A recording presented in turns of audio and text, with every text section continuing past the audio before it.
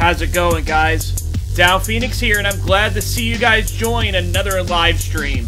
Of course, if you're watching after the fact, I designed these formats to make it easy to watch, regardless of when you're watching, but I'm glad to see we've already got 7 viewers. You guys are awesome. I see Tayson, Spot, Arctaker Fraud 666, Bio Phoenix, Kamikaze, Retrobro just showed up. He'll probably pop up any second now in the chat. But anyways, I wanted to talk about a little thing that people like to talk about when it comes to who to lay the blame on for high prices in video games. Of course, the blame goes to the scalpers. You know, they like to scalp things like this right here, and this right here, and many other great things, because, you know, people love money, and money has power. Naturally, of course, right? Let me know if you guys are having any audio problems. I need to turn it down a little bit, actually. There we go. So, money has power over a lot of things. Not just video games, but a lot of things in life in general. And that, of course, can be a problem. However, money does give us the ability to live within our means, you know, of course, be able to enjoy more than just the very basic comforts of life. You know, we can actually have a good life. You know, we can enjoy technology, great food, you know, a great place to live, you know, go to vacations, and all kinds of other great things. But, of course, gaming costs money as well. In order to enjoy gaming, you have to have money of some kind to be able to acquire the means to game. And oftentimes, a lot of people like to spend a lot of money on gaming memorabilia that costs a lot of money, but doesn't necessarily have to. And a lot of it can be enjoyed for very affordably or even free if you choose to. But the thing is, there are certain problems with the way the gaming industry is designed as far as the marketplace of it. You know, of course, we have the AAA developers that like to scam us day in and day out. I mean, heck, we just had news that Activision filed a patent to be able to kind of coerce people into microtransactions.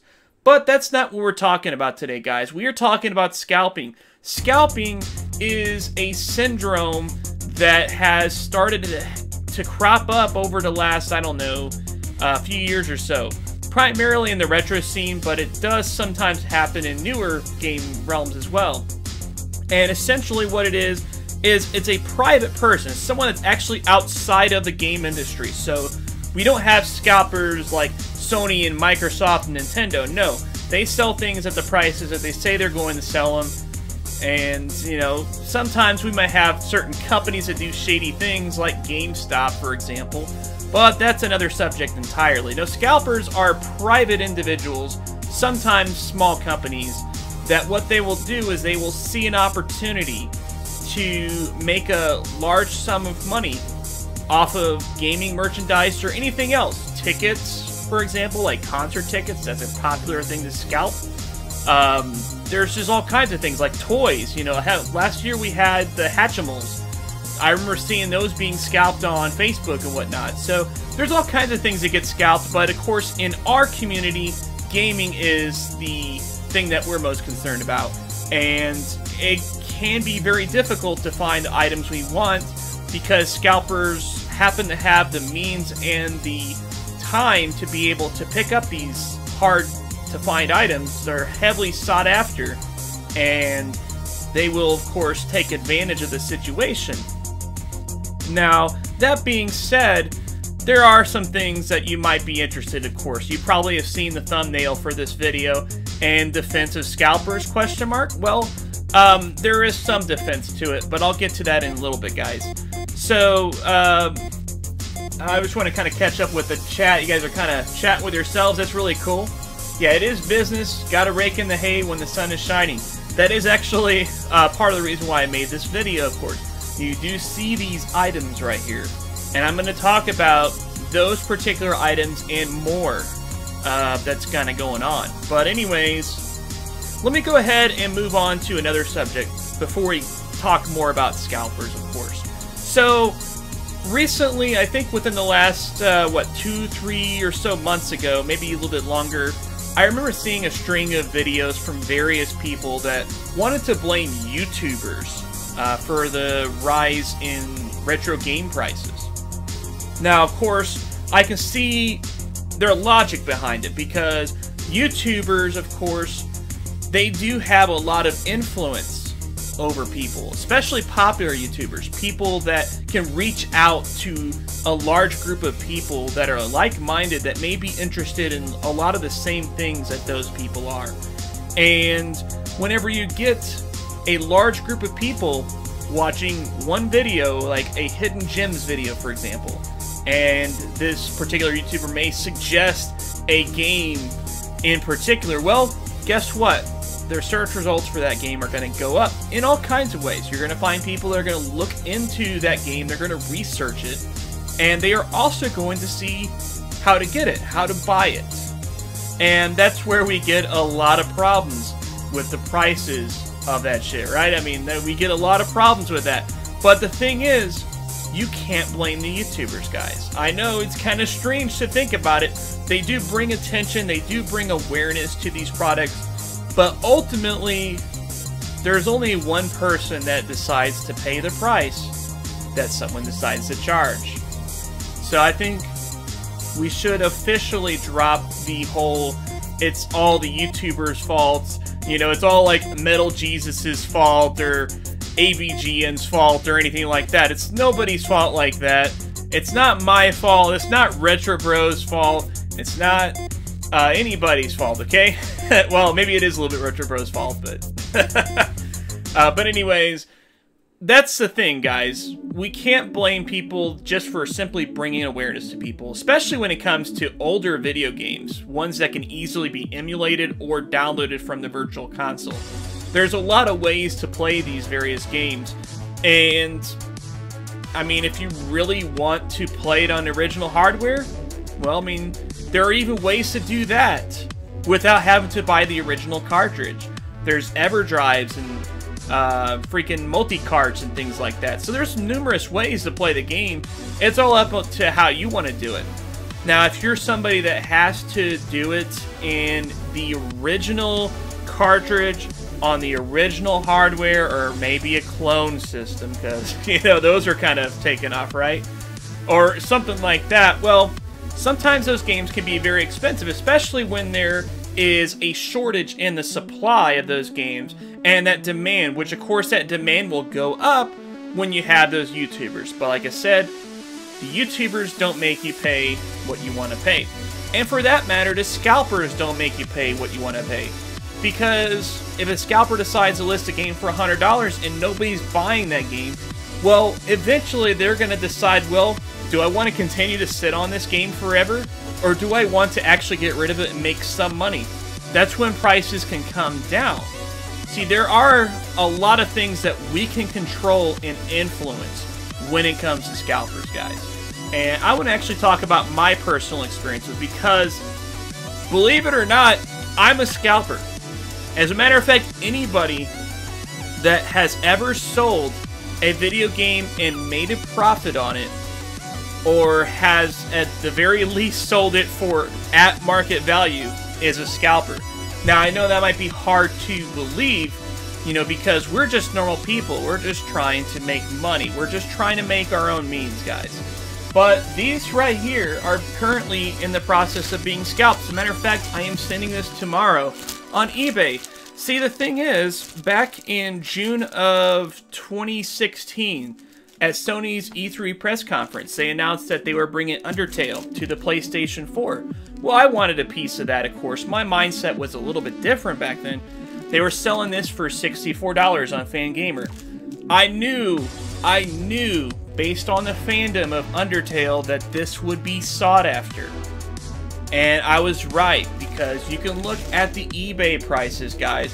This is what I sold it for. And this was on the low end of the spectrum. I've seen people pay up to $200, but I wanted to make a quick sale, and so $109.99 is how much I ended up selling this for. I mean, it's hard not to justify making a $50 profit almost, guys. It really is, especially when I already own the game on PC. You know, what's the point of also playing it on PlayStation 4 when I can play it on PC and I haven't even really played it on PC? You know what I mean? It's all about playing the games when it comes down to the end of it. I mean, some people may really want this in their collection, and they just want it because it has the little music locket, and that's fine. But I don't know. I don't think most people are really that interested in it. But a lot of people do get outraged over the price of this stuff, even though they may not care all that much to have this kind of merchandise. Okay? And then, of course, we've got the Super Nintendo Classic Edition. I literally just got this the other day. So I went in to cancel my Battlefront 2 pre-order because of the previous video, which if you haven't watched it, check it out. But anyways, I canceled that particular item. And I just happened to be at the GameStop at the right place at the right time. I was the only other person besides the one GameStop employee there. He just happened to recently open the box that contained 6 of these. And I knew I had to have one.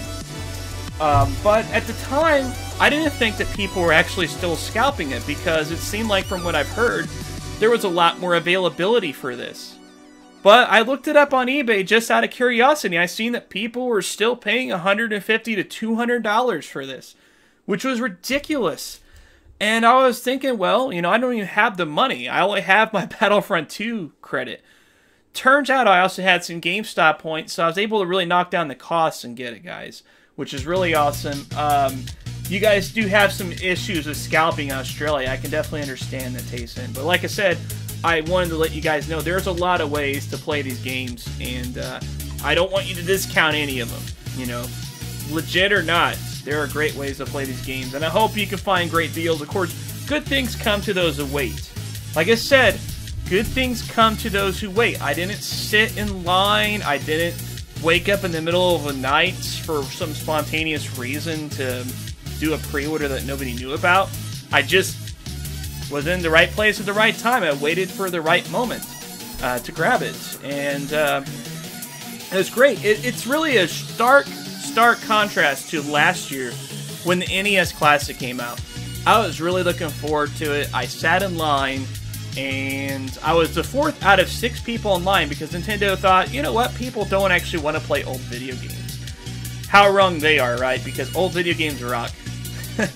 Yeah, no one should go broke for video games. I totally agree with that. But anyways, I bought the Super Nintendo Classic simply to play. I had no intentions on scalping it. I had no idea that it was going to be something that people would scalp, because I figured, well, Nintendo would actually make this available. You know, they might actually make this something that we can have within our grasp. And boy, was I wrong. But I had no intention of ever selling it until after Nintendo decided that they were going to stop making them. And this was, of course, after several months of people complaining about not being able to find one. So I knew that they weren't that common. They claimed to sell 2 million of them, which I'm really surprised. But anyways, out of curiosity, I just took a look at eBay listings. And I seen that these things were going for like $300 for brand new ones. And I was like, okay, I'll take a look at used ones. And they were going for like $220, $230. And I realized, you know, I just recently moved, got bills to pay, and my NES Classic has literally been sitting in the box that I put it in when we moved, and had been sitting there for like 2 or 3 months. And I was thinking, well, I'm not even playing this thing anymore. What's the point of holding on to this? You know, and I imagine that, you know, Nintendo might make it again. So, like, at this point, the people that overpay for it would look dumb. So, I thought it just makes sense to sell it.